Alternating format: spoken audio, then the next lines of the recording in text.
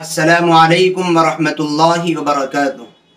उम्मीद करता हूँ दोस्तों आप तमाम हज़रात खैरियत से होंगे।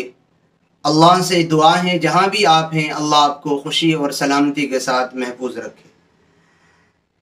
दोस्तों आज आप हज़रात की खिदमत में गुस्ल का मुकम्मल तरीक़ा मैं पेश करने वाला हूँ। बहुत बड़ी तादाद हमारे नौजवान मुसलमात औरतें मर्द सब की है जो गुस्ल का जो एक बेसिक और बुनियादी चीज़ है एक मुसलमान के लिए, जिसके बग़ैर ना नमाज सही ना इबादत सही, कुछ भी सही नहीं। वो गुस्ल का तरीक़ा और गुस्ल की ज़रूरी बातें भी नहीं जानते और हमारी बहनें और मस्तूरात भी इस ताल्लुक़ से बहुत गफलत करती हैं।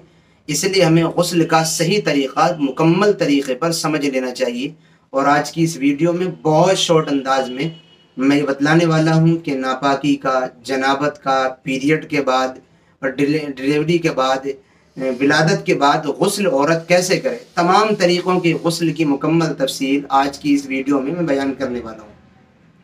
सबसे पहले तो आप ये समझ लें गुस्ल वाजिब कब होता है। गुस्ल 3 वजह से वाजिब होता है। नंबर 1, औरत को पीरियड बंद हो जाने के बाद, और नंबर 2, विलादत के बाद, बच्चे की पैदाइश के बाद जो खून आता है उस खून के बंद होने के बाद, और नंबर 3, जनाबत के बाद। मुबाशरत जब की जाती है मुबाशरत के बाद भी गुस्ल वाजिब होता है। ये 3 वजह हैं गुस्ल वाजिब होने की।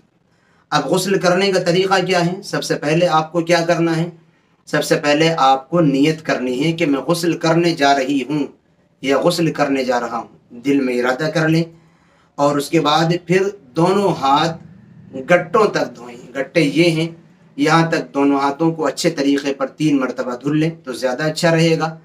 और फिर तीसरा काम आपको क्या करना है, इस्तंजे वगैरह से फारिग हो जाएं। छोटे बड़े इस्तंजे की ज़रूरत हो तो इस्तंजे वगैरह से फारिग हो जाएं। शर्मगाह, प्राइवेट पार्ट और बदन के जिस हिस्से पर गलाजत और गंदगी लगी हुई हो उसको अच्छे तरीक़े पर धुल लें। आपने प्राइवेट पार्ट धुल भी लिए, इस्तंजे से भी फारिग हो गए। अब आपको क्या करना है, आपको फिर मुकम्मल वज़ू कर लेना है। मुकम्मल वज़ू जो नमाज के लिए वज़ू किया जाता है वो वज़ू कर लें। और वज़ू करते हुए कुल्ली करने में और नाक के में पानी डालने में ज़्यादा एहतियात करें, यानी मुबालगे के साथ अच्छे तरीक़े पर हम नाक में पानी भी डालें और अच्छे तरीक़े पर हम कुल्ला भी करें। अच्छा, उसके बाद क्या करना है, फिर दाहिने कंधे पर 3 मरतबा पानी डालें, फिर 3 ही मरतबा बाएं कंधे पर यानी इधर पानी डालें, और फिर 3 मरतबा सर पर पानी डालें और पूरे बदन को रगड़ रगड़ करके धोएं।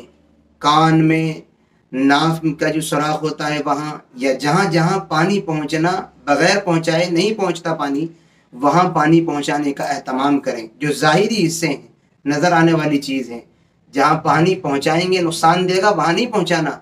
जहाँ पानी जो बदन के ज़ाहिरी हिस्से हैं, बॉडी के नज़र आने वाले हिस्से हैं, और वहाँ पानी बग़ैर पहुँचाए नहीं पहुँचता, वहाँ पानी पहुँचाने का एहतमाम करें।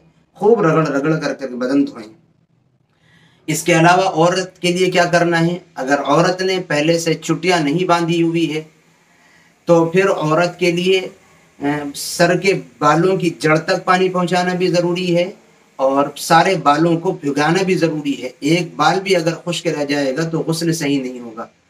और अगर औरत ने, लेडीज़ ने पहले से चुटिया बांधी हुई है, बाल गोंद रखे हैं, तो फिर बालों को खोलना ज़रूरी नहीं है, बालों की जड़ों तक पानी पहुँचाना काफ़ी है। अगर बाल खोले बिना जड़ों तक पानी पहुँच जाए तो फिर खोलना ज़रूरी नहीं, यूं ही गुस्ल ठीक हो जाएगा।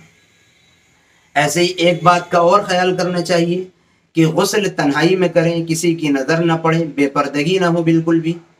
और ऐसे ही ज़रूरत से ज़ायद गुस्ल के दौरान पानी ना बहाएं। एक ज़रूरी और इम्पोर्टेंट बात जो इस ताल्लुक़ से हमारी माँ और बहनों और औरतों में फैली हुई है वो ये है कि पीरियड के बाद या विलादत के बाद, बच्चे पैदा होने के बाद जो खून आता है और उसके बाद जो गुस्ल किया जाता है, उस गुस्ल में प्राइवेट पार्ट में, शर्मगाह में उंगली दाखिल करके सफाई करना चाहिए। ये बिल्कुल बेकार और बेबुनियाद बात है। शरीयत ऐसे कामों का मुकल्लफ नहीं बनाती इंसान को, शरीयत ऐसी चीज़ों का हुक्म नहीं देती इंसान को। बदन का जो ज़ाहिरी हिस्सा है, जहाँ गलाजत और गंदगी लगी हुई नज़र आती है और जहाँ पानी पहुँचाना नुकसानदेह नहीं होता है, وہاں تک صفائی کرنے کا، وہاں تک صفائی میں مبالغہ کرنے کا، صفائی کا اچھے طریقے پر خیال رکھنے کا حکم ہے۔ باقی انگلی ڈالنا پرائیویٹ پارٹ میں، شرمگاہ میں، یہ انسان کی سوچ غلیظ اور گندی ذہنیت کی بات ہے۔ ایسا حکم اللہ اور اس کا رسول کیسے دے سکتا ہے؟ اس لیے یہ عورتوں میں، بہنوں میں، ماؤں میں غلط پھیلی ہوئی بات ہے، اس کو دور کرنا چاہیے۔ یہ ہم نے مکمل کمپلیٹ غسل کا، یہی غسل کا طریقہ ہے پیریڈ کے بعد، یہی غسل کا طریقہ ہے بچے کی پیدائش کے بعد، خون بند ہونے کے بعد، اور یہی غسل کا طریقہ ہے مباشرت مجامعات کے بعد۔ چاہے جو غسل ہو، چاہے مرد کا ہو چاہے عورت کا ہو، مکمل غسل کا صحیح طریقہ یہی ہے۔